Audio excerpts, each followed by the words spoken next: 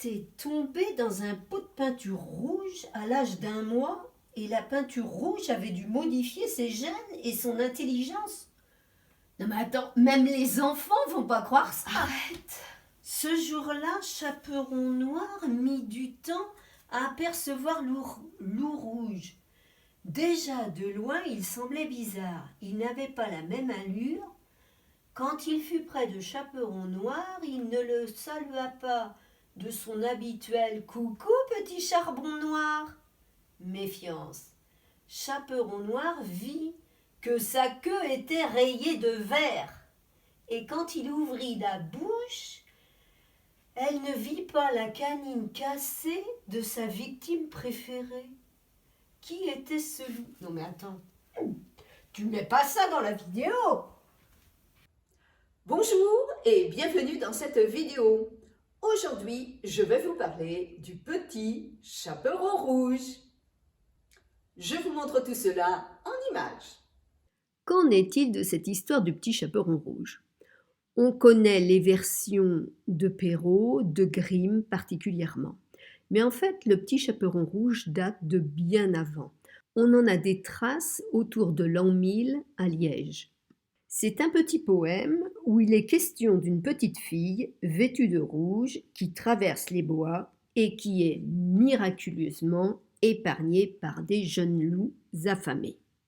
Ce qui la sauve, c'est à la fois son courage, sa sagesse et la petite robe rouge que son père lui a offerte.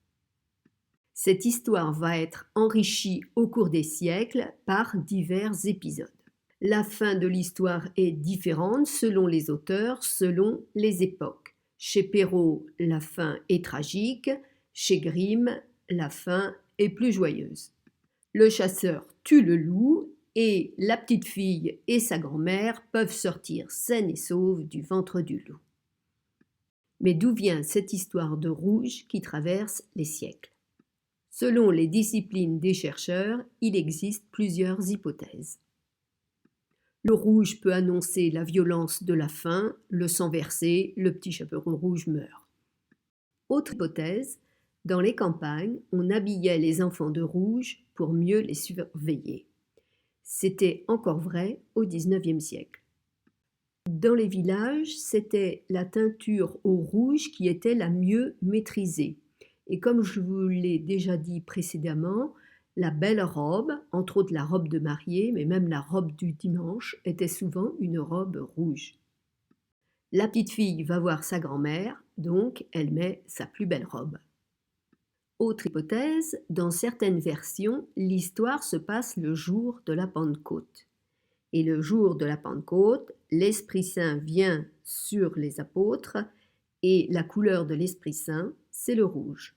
Donc on est habillé de rouge. Dans certaines régions de France, d'Allemagne ou d'Italie, porter un ruban rouge protège. C'est donc une autre hypothèse. Il y a aussi l'hypothèse du psychanalyste Bruno Bettelheim, où le rouge du chaperon aurait une forte connotation sexuelle, et la fillette ne serait plus un jeune enfant, mais une adolescente. Cette hypothèse est de plus en plus contestée. C'est en effet un anachronisme. Depuis quand est-ce que le rouge est la couleur du désir sexuel? Ce n'était pas le cas au Moyen-Âge et un petit peu plus tard. Michel Pastoureau, historien du Moyen-Âge et spécialiste de l'histoire des couleurs, propose une autre explication. Il propose de regarder les 3 couleurs présentes dans le conte, le noir, le blanc, le rouge. Le petit chaperon rouge porte un petit pot de beurre blanc à une grand-mère vêtue de noir. Il signale que ces 3 couleurs se retrouvent dans de nombreuses fables ou contes. Par exemple, Blanche-Neige, qui est blanche comme la neige, qui va se voir offrir une pomme rouge par une méchante reine vêtue de noir. Dans Le Corbeau et le Renard, un oiseau noir laisse tomber un fromage blanc et c'est un animal à pelage rouge qui le récupère. Depuis l'essor de la littérature de jeunesse, ce conte a été beaucoup détourné.